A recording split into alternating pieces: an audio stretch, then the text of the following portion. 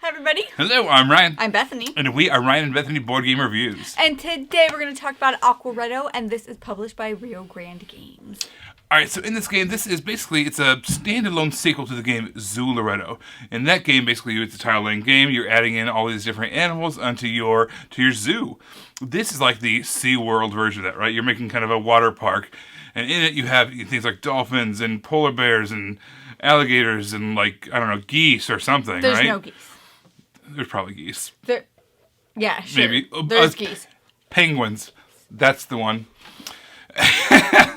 In this game, you are getting all these animals. You're acquiring them through this kind of clever selection method, which I'll show you here in a minute. But yeah, it's this cute little water park that you're building. Let me show you what it looks like on the table. All right, here's our setup for Aquaretto. Every player is going to have their own zoo board. They're going to have a couple of expansion tiles that they can add on. They have to pay for those later. You're going to start with a coin, and then also there's this pool or a basin. This is where you're going to be able to store your overflow animals that you cannot fit on your board. This can hold 3 different types of animals, and each one of these larger expansion tiles that you add on adds one as well. Anything that you cannot place at that time is going to end up in here and give you some negative points, so you want to try to avoid that if you can. So what we're going to do, at the beginning of the game, it's a little bit tricky because you don't really know what you're going for, but these are the trucks. We're going to fill up these trucks. We're set up for a 3-player game. Basically, you have 1 truck for each player, and the first player is just going to flip over a tile and add to one of the trucks. So we've got an alligator. The next player did the same thing.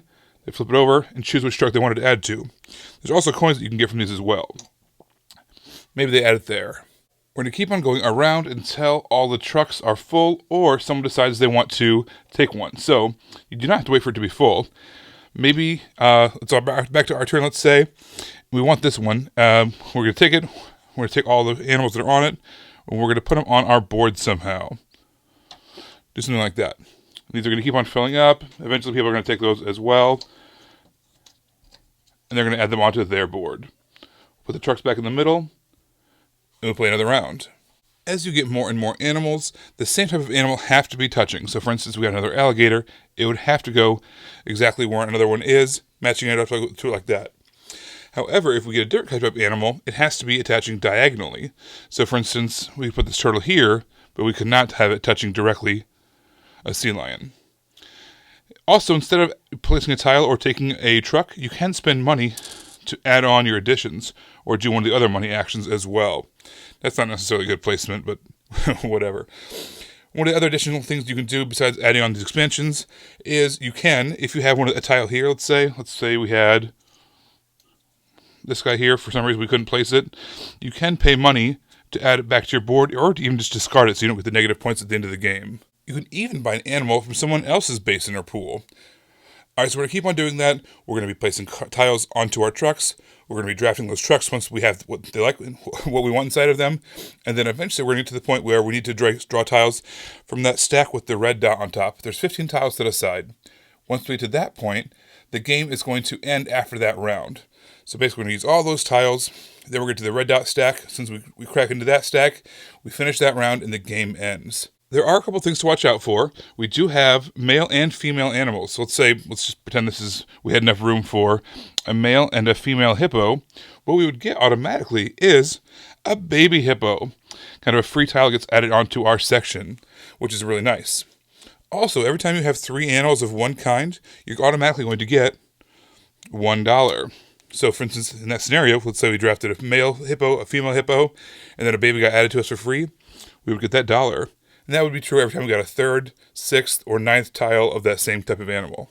Every time we get a 5th of a type of animal, we get to grab one of these meeples. These are these workers. There's a few different places we can place them. If you place them there, the cashier, basically for however much money you have at the end of the game, you're going to get some points. You can place them here in the fish area, and that's going to say for however many kind of fish symbols on these tiles you have at the end of the game, you're going to get some victory points. You can also place it on your basin. If you have a whole bunch of tiles in there for some reason, that's going to cut your negatives in half, which is really nice. And also, there are some trainable animals. So dolphins, orcas, and sea lions, as long as they don't have that kind of that wild electrical symbol there, those are trainable animals. And if you are able to set up your board and have a trainer in the middle of them, you're going to get a whole bunch of points based off of your trainer showing them tricks. So at the end of the game, you're going to get points based on how many animals you have and all your different meeples on the various spots on the board. And then taking into account the negatives from your things on the pool there. At the end of all that, who has the most points wins. So this isn't like a true I split you choose, but it's really similar to that. It's like a we split. We choose. We choose. Yes. Just how it's supplied. You know what people are going for, so you're putting something out there and somebody could take it. You're putting stuff out there and you're mixing things together in hopes that you can take that and not that person because you really want this, but you also know that they need that, so you're going to put other things with there. And so it's kind of like a variant of that, and I really, really liked how that was implemented in this game. I thought the tiling itself of all the different animals was really clever. You had to make some tough choices because everyone could only touch by diagonals as far as the different breeds. And man, sometimes it's like almost like a push your luck thing. Like, how much of the penguins am I going to get versus how many of the polar bears am I going to get? I have no idea. I have to kind of make some choices, set up my board in such a way that I will be able to grow them. But you can also buy those little extra add-on parts of the board to give you more space to add on animals. So I think that was a really nice kind of way to change that up a little bit and give you some more customization of your board. So the 2-player version of this, I thought scaled really well. So the 3, 4, and 5-player version all have one set of rules, and there's a special set of rules for the 2-player version. And I just felt like the same amount of decisions and stressors and everything was there, that even though it was less and you would think there'd be less to do, there really wasn't. They were able to scale that variant really, really well. I highly recommend some kind of a storage solution for this, for all the different tiles that you have going on. It makes the setup and tear down just an absolute breeze.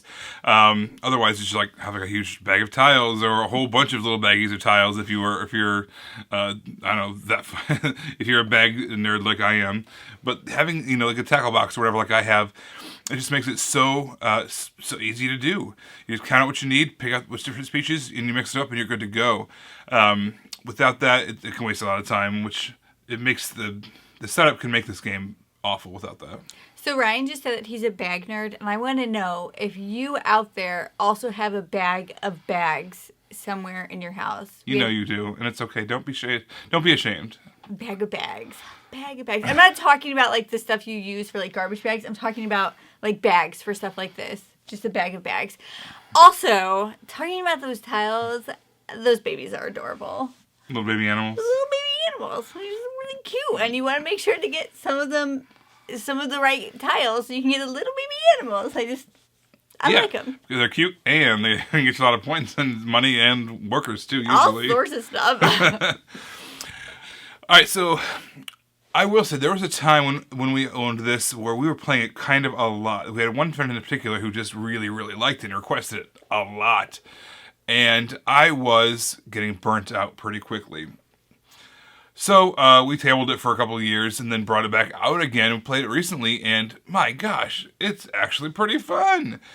So my recommendation would be, this is not a game that, at least for me, if you're like me at all, you might agree, this is not a game that you want to play 5 nights in a row or once a week for a month or anything like that. This is a game where you want to play it a couple times a year, put it away. A couple times a year, put it away. So that way every time you do break it out, it still has a lot of enjoyment. It doesn't have that stale factor to it.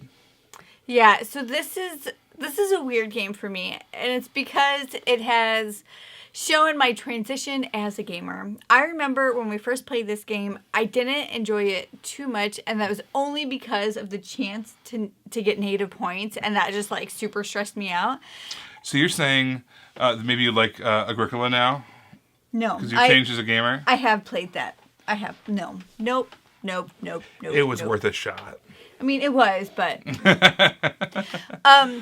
But for some reason, when we played it recently, like, that just wasn't even a factor. I was able to mitigate it basically immediately to make sure that just wouldn't happen. It wasn't even, like, it just forces you to move in a certain direction sometimes, but it just wasn't even a factor. So I went from being really lukewarm to it to playing it again, like Ryan just said, and, like, really enjoying it. And I had always thought I just didn't enjoy this game, so that was like a weird transition for me. In fact, the reason why we're reviewing this now is because we're going to maybe trade it.